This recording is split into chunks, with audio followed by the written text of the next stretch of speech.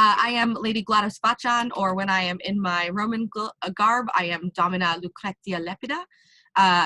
My voice may sound familiar. I host the horticulture Knowne World Courtesans podcast. And today I'm going to be sharing with you one of the first real medieval things I started doing in my life without even knowing it. And then the research I've found out, and some tips and tricks and beauty hacks, for lack of a better way to put it, about how to do braids. So braids are a pretty foundational part of lots of different hairstyles from lots of different periods for every gender presentation. I don't know if we have any gents in here, but these are the same techniques you would use to do a gentleman's hair, and put a gentleman's hair up in a braid or any sort of non-binary. Like, these are just a very common part of hairstyles pre-1600.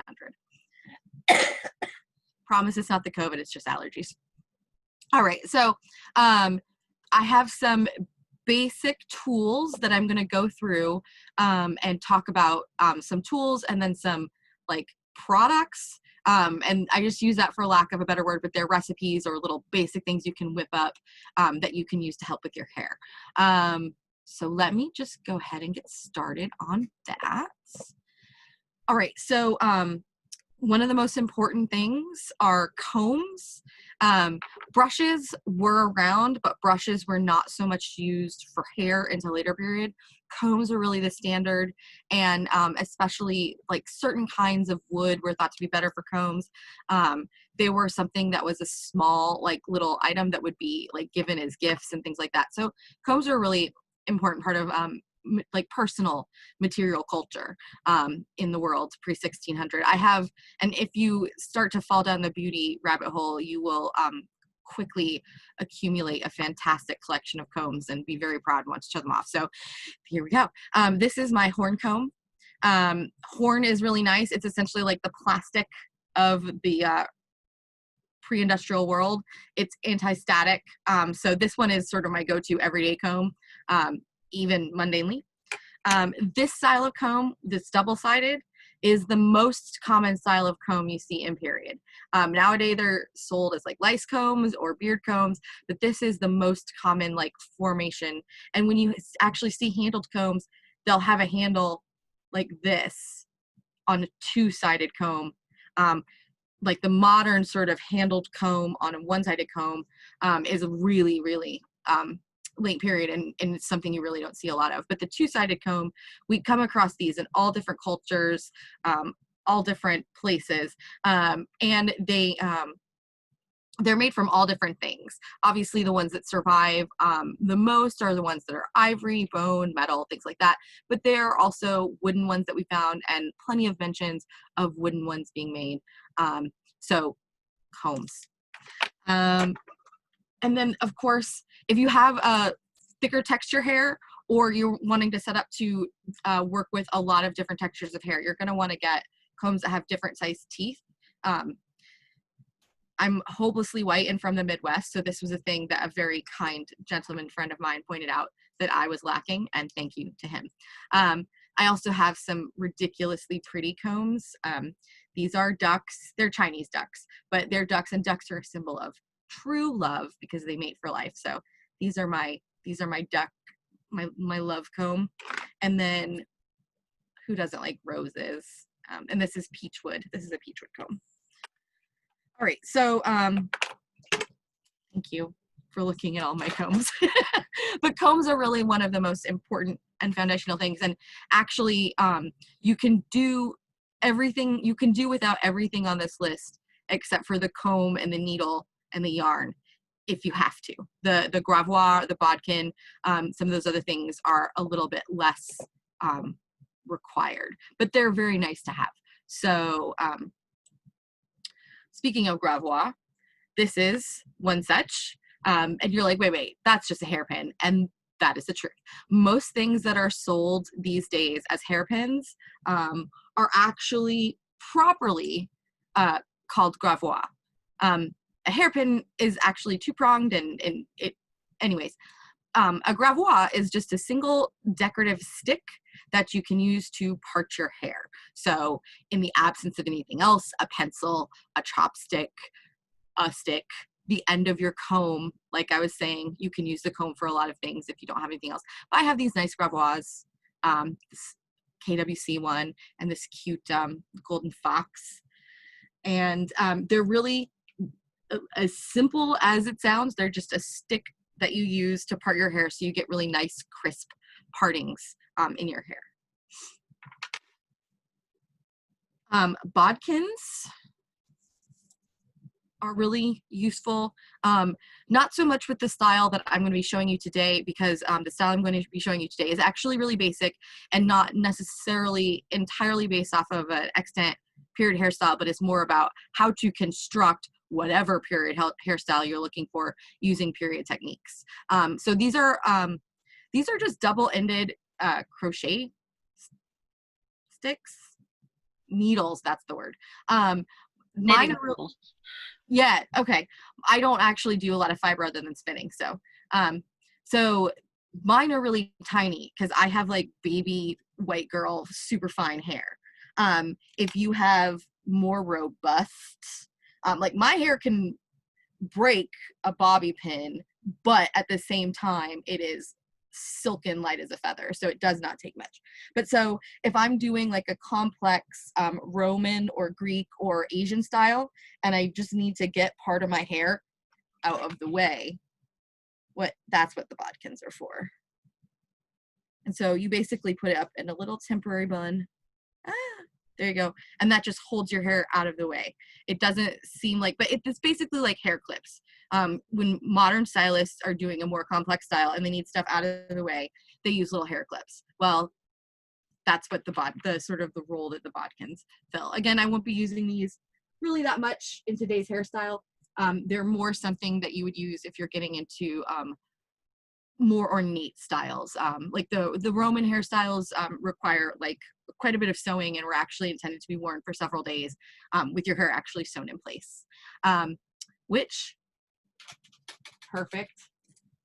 We are to the needle.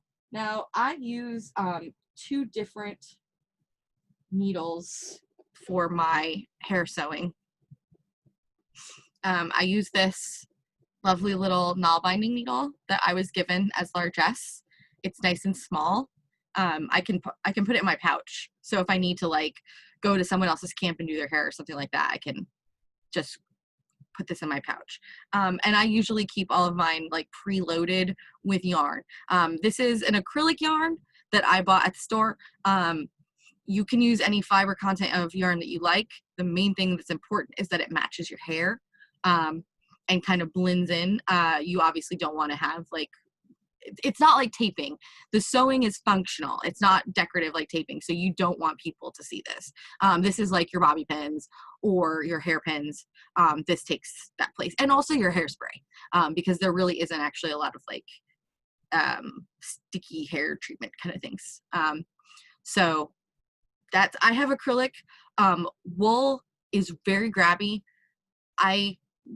My hair tangles very easily, so I actually am a little afraid to use wool to sew up my hair, but you can use any fiber content that you want. Wool is the most traditional, but whatever matches your hair and is in your price range, because that's important too.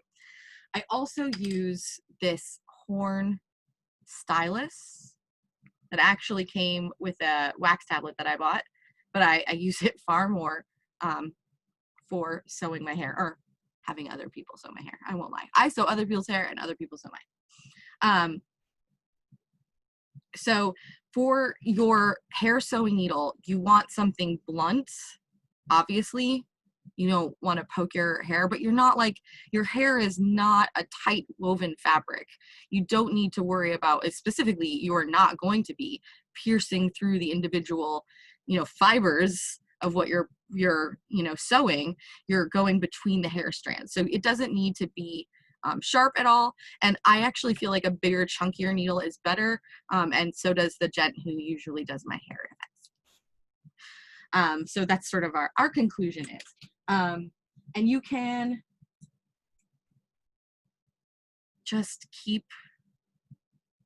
I just keep yarn prepped and ready. in little bundles. I keep a set of scissors in here. When you sew your hair up, you almost always will end up cutting it out. So a pair of scissors in your hair care kit is useful.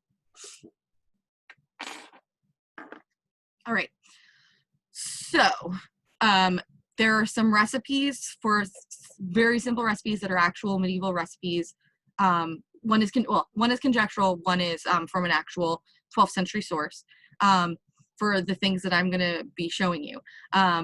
So I'm just going to give you a little look at, there we go, a little look at the handout. So this part here, the routine, that's what we're talking about right now. So wash your hair every 4 to 30 days. And I know that sounds horrendous. I run to the doctor's office and just thought I would be back in a while. But part of that is the fact that once your hair has more natural oils in it, it is grabbier, it holds together better, and it's much easier to get things to stay in. So dirtier hair is better. And that gets to a point. They were not necessarily going for that, like you know in shampoo commercials when like the person turns and their hair is like, whew, that was not necessarily the historical ideal of what well cared for beautiful hair looked like. If you look, they talk about it being soft, they talk about it flowing, but they also talk about it being like shining. They talk about tresses, which are really individually defined.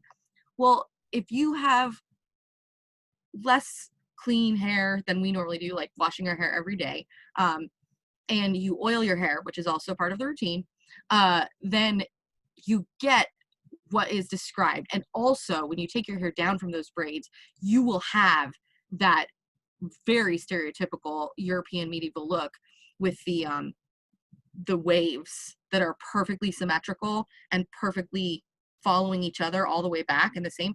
That's oiled braided hair having been taken down 100%. So and nothing else looks like that I have tried with my hair. So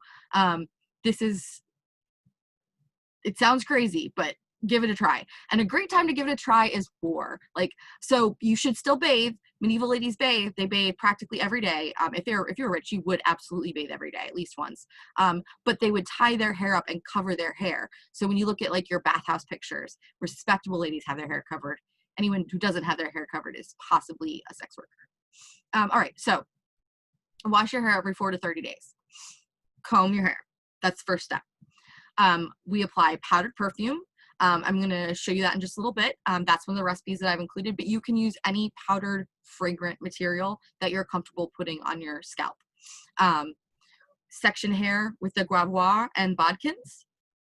Apply hair oil. Comb it again. Style. And sew your hair in place with the thick needle and the matching yarn. And then you can use egg whites or conjectural hair gel to sort of glue everything in place. And that is what keeps your little flyaways from going crazy. All right, I'm gonna let you go back to seeing me doing my thing. Okay.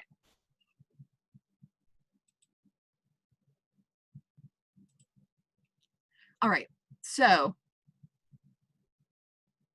you can tell probably that my hair is not the cleanest. I haven't washed it for a couple of days in anticipation of this class. I actually don't wash my hair every day just because if you actually listen to most hair people, they suggest that you not wash your hair every day. It dries it and it's not actually necessary, but everyone should do what they're comfortable with. If you are just absolutely cannot handle not washing your hair, a good way to simulate that effect is to use some dry shampoo, and then when you get to the oiling, just use a little bit more oil until your hair gets to the right texture that we're going for. Okay, so as you see, I'm combing. You don't have to don't start from the top. This is a thing that I was pointed out to me recently. Not everybody knows. Start from the bottom. Don't kill yourself. That's the best way to do it without ripping out all your hair. You will still get some hair fall. That's normal. I actually, because I'm just a hygiene weirdo, am saving my hair for this art site project. This is called a rat, and they were really common in the back in the day for many centuries, but women would save their own hair from combing and brushing in a little box so that they could make it into a hairpiece. And I wear this when I do my Roman. I've been wearing this underneath my veil so I can have just so much hair. It looks really amazing. So that's a fun little project, and it's basically just felting. You're just felting a giant ball of hair. So there you go.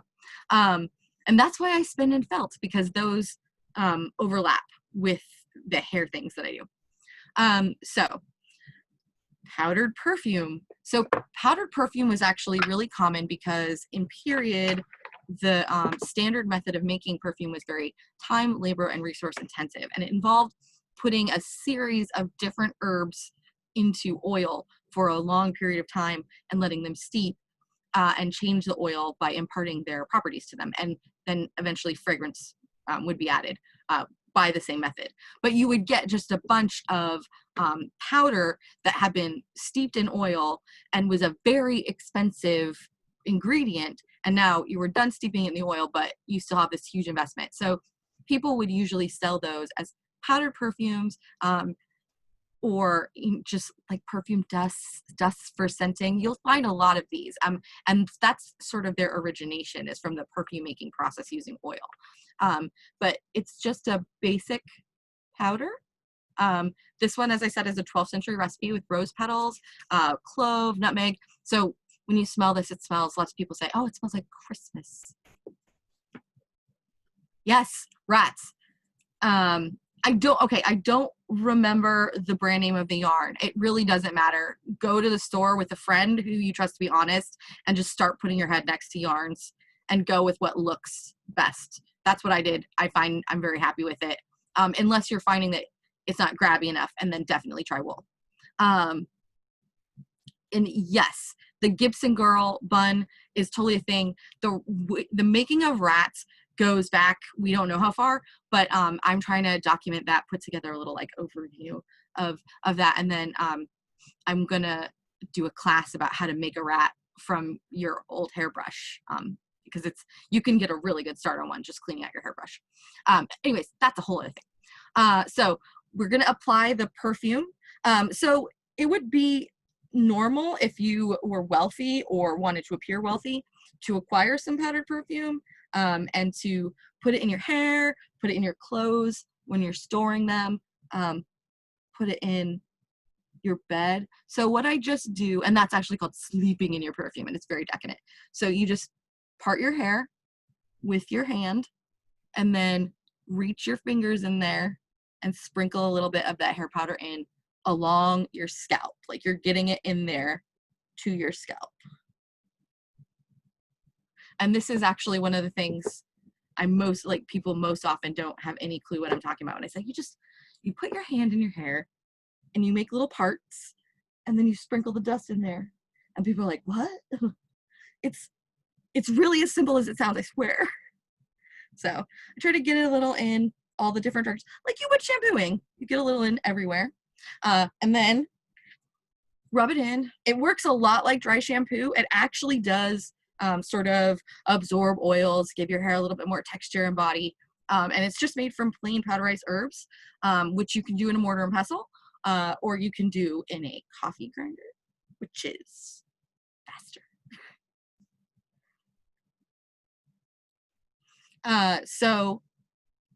And then what that does is it puts like a really nice scent like in your hair. And it's also a good way, like if you want to treat something on your scalp, you can incorporate that. There's actually things in here that are completely, there's watercress in here, and I'll tell you, it smells like rotten shrimp on its own, but with the other things you can't smell it. And then the watercress is in there because in the Roman, there you go, in the Roman pharmacopoeia, that was used to treat hair problems. So that's why that's in the recipe. So powdered hair powder. It's actually a really nice thing that's easy to make and great to have around just for everything. You can sprinkle it in letters, like, oh, it's great. it's one of those little sensual courtesan-y things I think are really, really our jam. Okay, so sectioning the hair. For this, I'm going to start with a base ponytail. So I'm going to kind of skip over that because it doesn't have a lot of sectioning like pre. But there are some styles where you'll section your hair into like 8 groups and you'll braid each section into a braid, and then you'll weave and sew those braids together into a super elaborate style. If you go and check out Janet Stevens' videos that are referenced in the sources section of the handout, you will see what I'm talking about, and they're gorgeous. You'll want to start setting up a hair salon at every event you go to. So I'm going to skip to the oil, and I actually, for this class, I don't even make it in advance so I can show you how easy it is to make. This is sort of a modern cheat because I use essential oils, although essential oils were available. They had a very small production, and they were mostly used for medicinal purposes, but they were extant. We have found them, and we have found the ways that they were used to make them, going back all the way to Egypt and Babylon. So I use the olive oil just so to prove. You can go to your kitchen right now and get some olive oil, like right after we're done with this, and get some olive oil and try oiling your hair. If it totally wigs you out, think about it like this. If you do like one SCA event a month, or one time when you put your hair up in an oiled style per month, think about it like a hair mask, and you're like leaving it in all day long. And let me tell you, as someone who has excessively long hair, a good chunk of my hair growth came when I started doing medieval stuff once a month, and I would be oiling my braids once a month. It really is something that your hair likes. So I like to put just a little bit of essential oil. You can use any oil that is safe to be applied to your skin. So make sure that it says that that's one of the things. Never use an essential oil neat on your skin, and don't ingest it. No matter what anybody says, don't ingest essential oils. That's craziness. So I have petitgrain here. I haven't used petitgrain in a long time. Petitgrain is actually made from the stems of oranges, the leaves and the branches of orange trees, and has a really earthy green smell I like. So I'm just going to put 1 drop in here, and that's honestly pretty strong because I don't have a lot. I generally, like, if you're going to mix up a batch of hair oil, I would suggest like no more than 6 drops per ounce. There's not actually like a recognized essential oil standard, but that is what I would recommend based off the fact that that is what massage therapists recommend, and they're applying oils with the most frequency to people's bodies. So I kind of go by their standard. Seems smart. All right, so it's nice and simple. You just get your fingers in the oil, and then you put them in your hair, and then comb to work it in. Now, for most of my styles, I usually do Norman braids for my main braided hairstyle. So that's the 2 long, straight, slowly getting skinny braids from Choft Cathedral. I can't pronounce French, please don't hate me. And so those are my main style. And in those, the main place that my hair will start to get frizzy is right here around shoulder level. So I kind of try to focus on getting that part of my hair the most oiled up. So around the base of my skull and shoulder area. But yes, you can totally buy hair oil at the Indian grocery store. And actually, if you are looking for just functional oiled hairstyles rather than specifically recreating a period hairstyle, I absolutely 100% say that you should check out, like, I go on there and I'll look up like on YouTube, and I'll look up like Indian blogger oiled hairstyles or hairstyles to wear with oil, and they'll have fantastic ones. Using hair oil is a pretty common part of a toiletry routine in India, even in modern day. So that's an interesting thing. They've hung on to that, and we have decided to be afraid of oil. But I can assure you, it's better for you than you think. Oh, doing this on camera is weird sometimes. Okay. So the last time I did this, I actually did the Norman braids as my demo instead of a bun. And I ended up getting to the end and I realized I had forgotten to oil one side of my hair. But what was really interesting is the next day, I actually was able to like visibly see that one braid stayed in better, significantly better, and was less frizzy and like blow out than the one without the oil.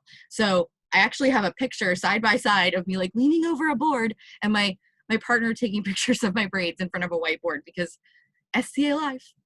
But so the hair oil is really important. So you can see my hair looks darker, but it also has that like very shiny, individual defined locks of hair, tresses of hair.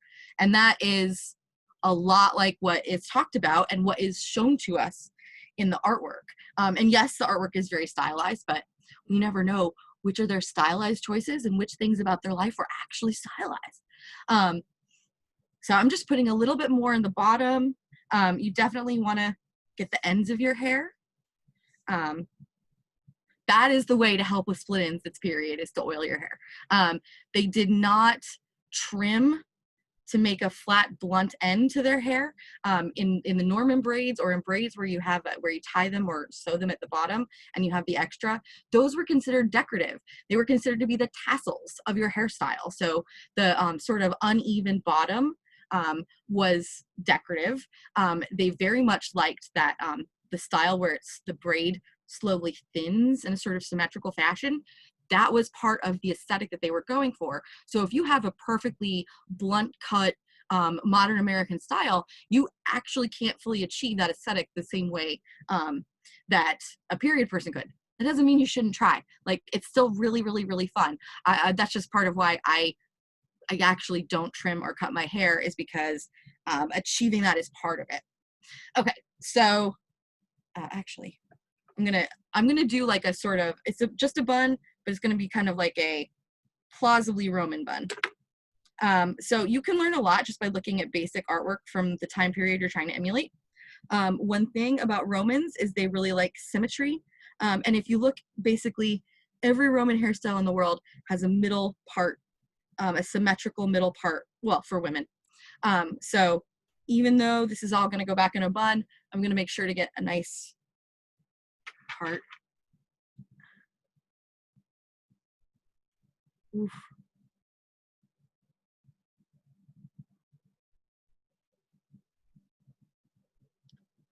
I had to actually do that by feel. Okay.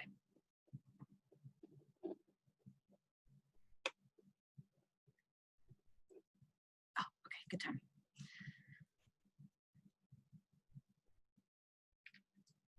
So before I even start getting my hair in place, you want to have your hair ties laid out, right?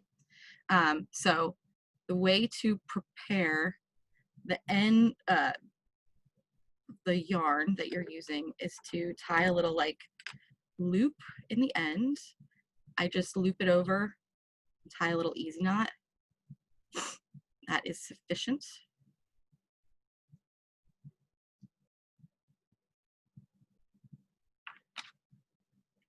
Like so.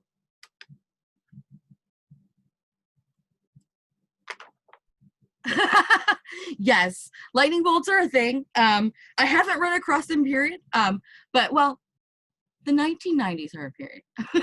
I haven't run across them before 1600, but and that's, I think, a good illustration of the fact that these are not hairstyles that women were normally, or anyone was normally doing on themselves. Like, they had servants, they had slaves, especially in Rome. They specifically had slaves for hairstyle, their ornatrixes, and they would do your hair and makeup, and they would be specifically trained, much like a slave would be specifically trained to remember all of your friends' names and their wives' favorite colors and stuff like that. So I never really cared about it, and then my ex was like, sweetie, everybody is taller than you. oh yeah, that's a thing for me as well, actually. And I do, so part of my standard hairstyle when I'm doing it up, like trying to look really pretty, is I will actually wear a piece of trim in my hair, and then I pin all of my guild pins and everything in my hair, because since I'm 4'10", the first thing people see on me is my head, like the top of my head. So it's basically like wearing it like on my breast, which people normally look at quick. People don't look at, they see the top of my head before they see my tits. So it is what it is. But that, no one ever is like, they're like, oh, the KWC girl. They know me because they see it right away. But I can't wear Naughty Pilgrims badges like that. So what I'm doing now, I'm just making a ponytail, and I've stitched the yarn through the loop, right?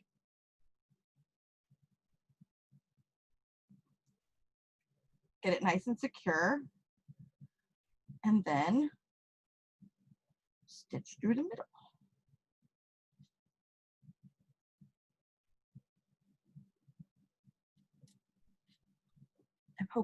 I'm hoping that you can see this good.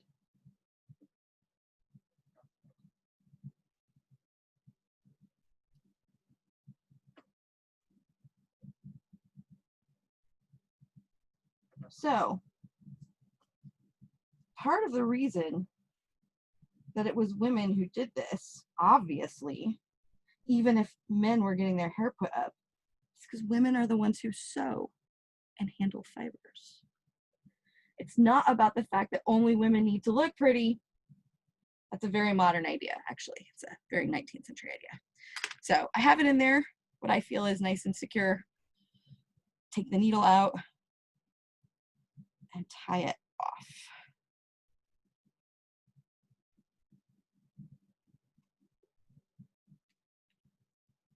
Okay.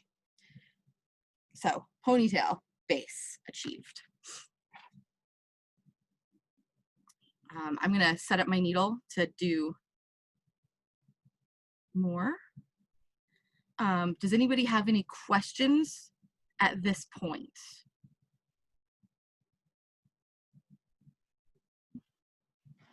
I was wondering if orris root powder shows up in any recipes for hair stuff.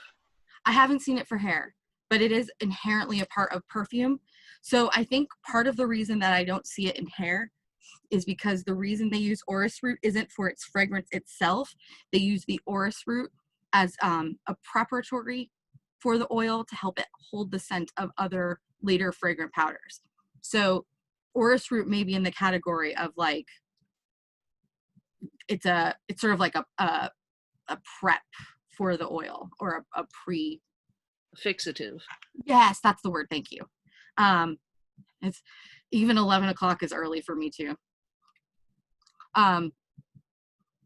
So I think that might be why. But orris is not a bad addition because it is a nice fixative.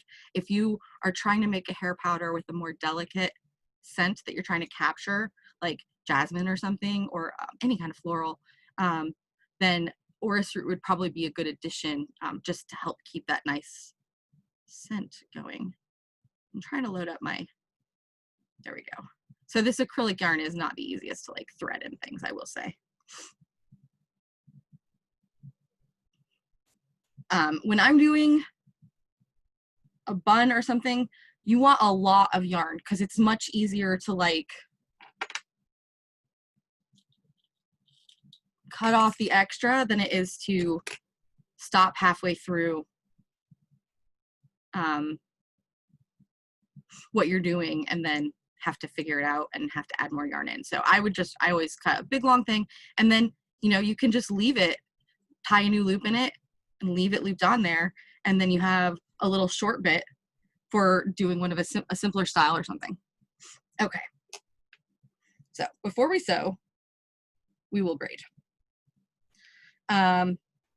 For side pigtails, if you're doing those, it's important to remember that they want them forward facing. So instead of dividing it into 1, 2, 3, forward to back, like we do modernly, you need to make sure to divide your hair from the center like this into 3 parts that are columns essentially beside your face.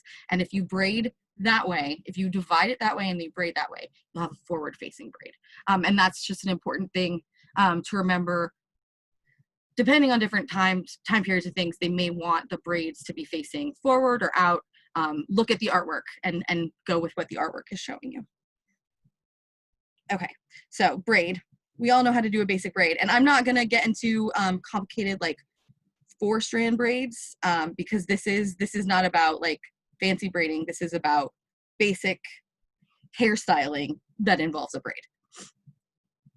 So obviously, if you are going for a 4-strand braid or a rope or a fishtail or some other braid pattern that you found that's appropriate to your time period, go for it. One thing to remember when you get your braid started is that it's going to go in the direction that you're pulling it when you start. So since this is going to go in a bun, it's not as important that it lays flat or something, but if something needs to lay flat, you need to start it laying flat. Whew.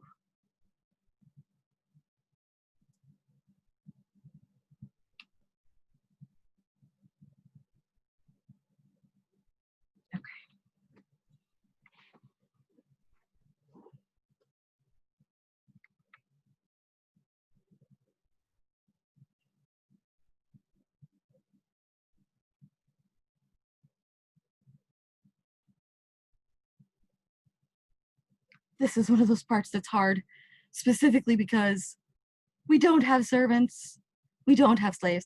But I think a thing that can be really beautiful and valuable, and especially that we can facilitate as courtesans, is the idea that like everybody helps everybody else, which is a very modern democratic ideal. But you know, that's the modern world we live in. So you know, the Middle Ages, as it should have been, isn't that the servants don't get to be pretty. It's that everybody gets to be pretty because everybody helps everybody else, right? So, you know, there's a dressing fair or a dressing assistance at Iris Fair, dressing salon. That's it, at Iris Fair every year. So I sort of have I really want to get there someday. And there is, you know, we do dressing assistance at the salon in Renaissance Village at Gulf Wars. So this braid is coming out really even, but before I get too along the way, I want to kind of give you a little braid hack. So this little piece here is starting to feel a little bit thinner in my hand. So the way to correct for that, I've crossed it over this bundle here. I take a small amount of this bundle, just a tiny amount, because remember you're subtracting from the other one, and I just pull it forward and add it to this middle bundle. And that is how the braid stays straight. That's the secret. It can take a little while to get the hang of it because it's different than what we're used to, and it takes a little bit of your hands learning the muscle memory of it. But it is the best way to keep it nice and straight, and especially if you're going to be counting on egg whites or hair gel, conjectural flaxseed hair gel. To hold your hair in at the bottom, like if you're doing your braids are hanging down sort of style, then I think then in those cases you especially want to be headed into that bottom part with all 3 bundles very even. Otherwise the unevenness of itself will undo the braid. So now this one is just too big, so I'm putting a little piece from it over there. And you just keep moving the little pieces of hair back and forth as you need to keep it straight.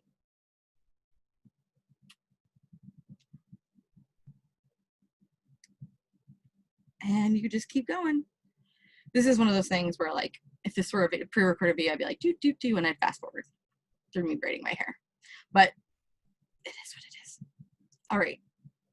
So we're getting down here at the end, and I don't have a hair tie. Literally. I don't have any of my hair glue today also, but that's okay. If you have really long hair with the uneven ends, you can actually braid all the way down to the bottom and it will stay much better than you would expect all on its own, especially if you keep those bundles even. I'm going to show you just this because it's really hard to do the bottoms of your braids once you can't keep tension on them anymore. So I keep tension by holding my thumb So the tension is happening with my hand. You can also use these two fingers to hold it back, give you that tension. So you have a nice tight braid, and just keep going. See, this one's getting fatter.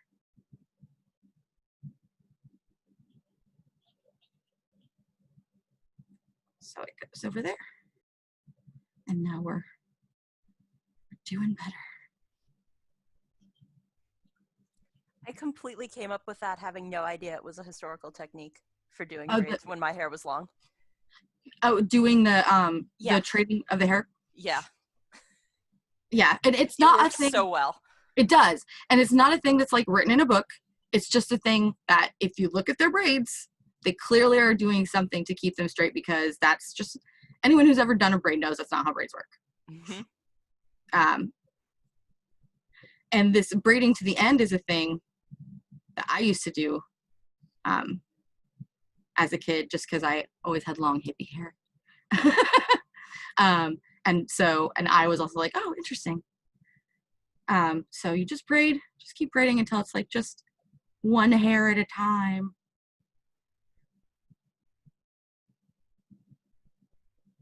So if you do have a conjectural gel to use of some type, this is when you would use it.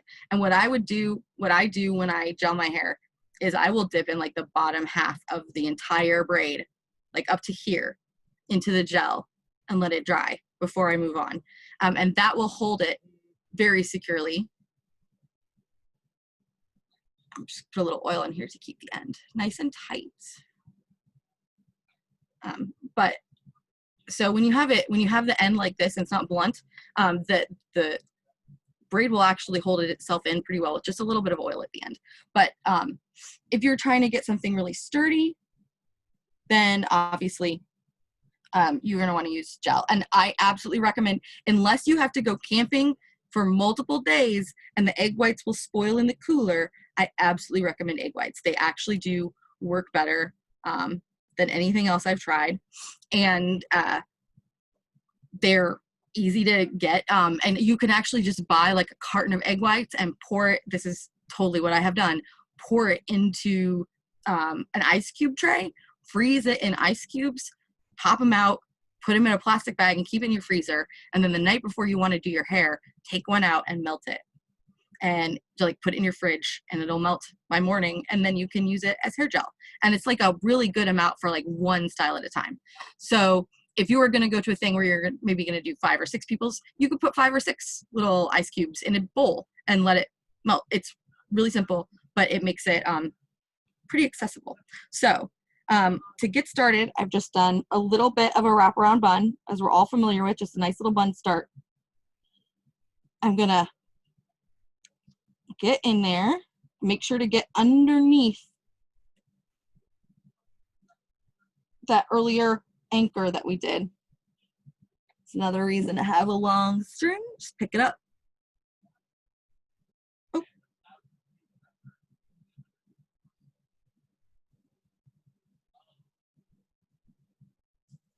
Okay. Whoop. I'm holding it in with my wrist. That's what's going on there. Okay. So we have it nice and anchored in there with the loop. And so now you're going to do a few more stitches.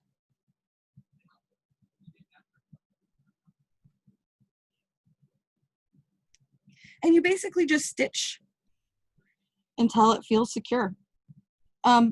Much like if you were putting your hair up in a bun with bobby pins, you would get to a stage, you'd bobby pin it, you make sure it felt nice and secure, and then you would move on. It's very much the same. You do want to make sure to get under that initial ponytail, much like you would want to get your bobby pins into that initial ponytail holder anchor. So it's very, very similar to modern techniques, because hair is hair, you know, but with different materials to accomplish the same goals. Now, we really owe a huge, huge, huge debt to Janet Stevens, who figured out this hair sewing technique. Oh no, based off of her research. And she has documentation from the Roman era and others to sort of explain. It's one of those things like in a little niche. Everyone knew you sewed your hair. Why write it down? That's just how it worked. Do we have treatises about ponytail holders? I mean, maybe on the internet, but you understand my point, I hope. So just keep wrapping.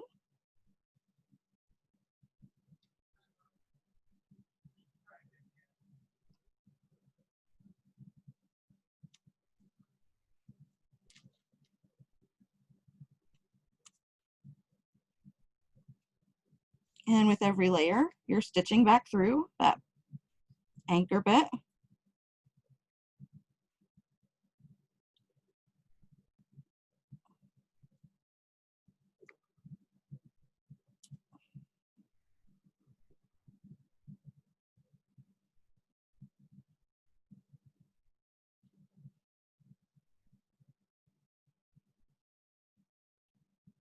So it's much easier to sew someone else's hair if this looks like a true struggle. I just want you to know. Sewing other people's hair is a lot like just sewing. But sewing your own hair can be a bit of a feat.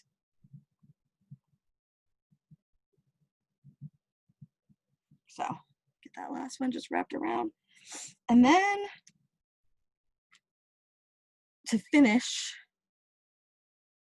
I do some big stitches where I come down from the top, and these are a lot like your final bobby pins that you put in, and you always go down through that anchor again.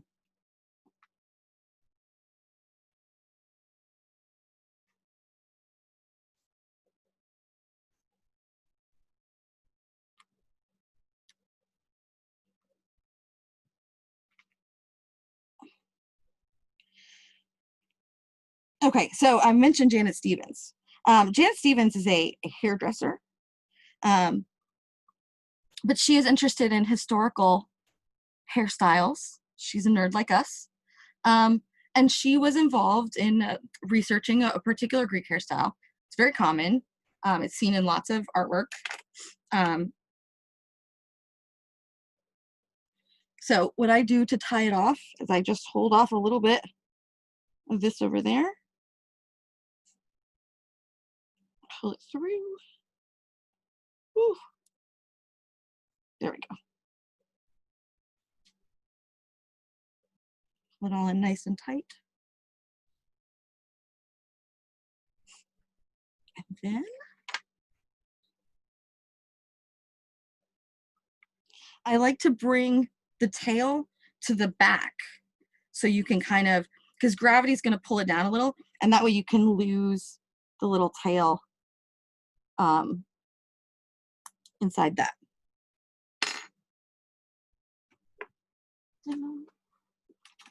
I can't actually tell as I'm showing you. All right, okay. So Janet Stevens was a nerd like us, and she was figuring this stuff out, and she figured out a whole little technique for tying a piece of trim, and that's actually going to show you. It's a very simple Greek hairstyle. Just use a piece of trim, and you can also just use any kind of Roman or hair taping. You can just use some trim. Like, it looks really nice. And the those Greek like buns, they're just like a couple rounds of trim around their head. So, you know, think smart. And trim is great over ribbon because trim is nubby and trim will catch on itself. This is from Drix. It's got great stuff. He's actually going to be doing KWC trim, so worth checking into. So I have like some grosgrain ribbon and like some linen strips and things like that. But you want things to be very grabby. I also have, and this is totally conjectural, but this is a thing I make. I loose it like a bit of wool so it has that stretch and leave the ends plain. And these work pretty well as a sort of kind of hair tie situation. But Janet Stevens did all this work on this hairstyle, and she came and presented it to academics, and they're like, no, that can't be that simple. And she's like, well, here, let me show you. And she was able to convince them, and to such an extent that they gave her an honorary classics degree. So she is really amazing. Her YouTube video tutorials are fantastic. She has a whole section called Ornatrix Skills or Ornatrix School. She talks about hair sewing, how to do all the stuff I just showed you, and she goes into each step. So if you really want to like break it down and explore more of one part or another, I absolutely recommend her videos. Yeah. Does anybody have any questions?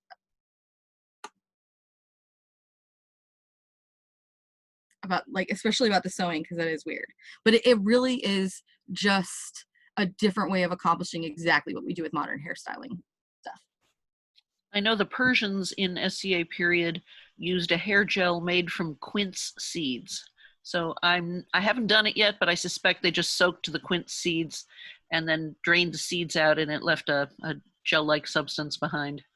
Yeah, that's how the flax seeds work.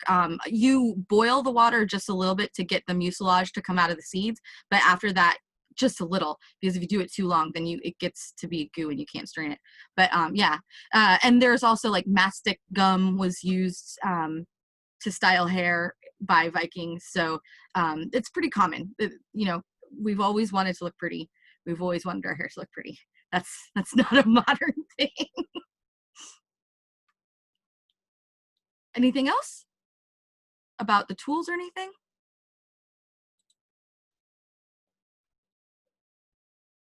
Oh, and I've done a very bad job of being a moderator because I was so engrossed by what you're talking about. It is actually noon.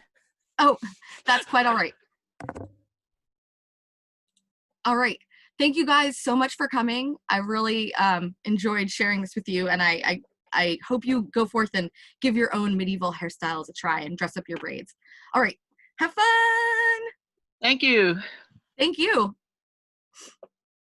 Thank you for a wonderful class. Oh, hold on a minute. Before you go, if you have a couple more minutes, I do. I just got a message that was sent to me privately. Katrin, if you want to get that to the instructor, that's actually Gwlados Vachan, not Known World Courtesans Hostess 1. I can also read it out, but if that was something that you wanted to say to someone privately, I did not want to do that. Let me see if I can forward that to you.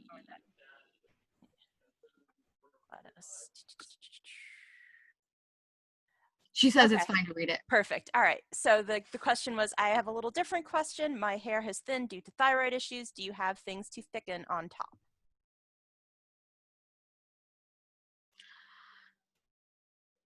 The rat is the main thing they talk about using for thinning hair, as far as like a physical hairstyling solution. In medicine, they have lots of different solutions. One of the big ones is onion juice applied to the scalp. Rosemary oil has a lot more modern medical science to back it up, and you just massage it into your scalp, and that can help. And a good place to get rosemary oil and general like hair oil is the Indian store. If you don't know of a better place to get it, an Indian store will usually have it, and rosemary oil is very popular for East Indian hairstyling as well. I'm sorry that I don't have a better answer. It's one of those things that they mostly just talk about, save your hair. That's the whole thing with the rat, is so you save your hair so you can always have your hair even when it starts to thin out.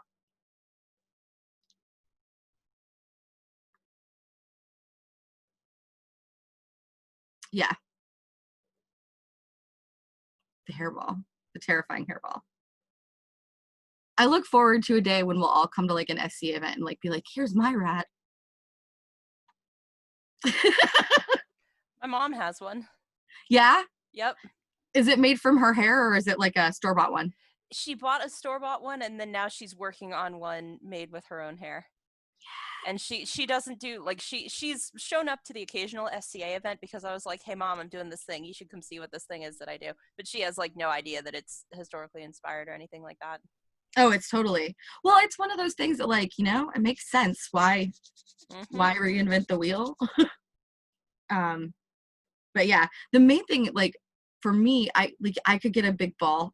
I should teach a whole class on how to make a rat, because it's fun, and it's fun figuring out how to get it in like the shape you want it for your hair. All right, I will let you guys get on to your next class. Thank you so much for coming.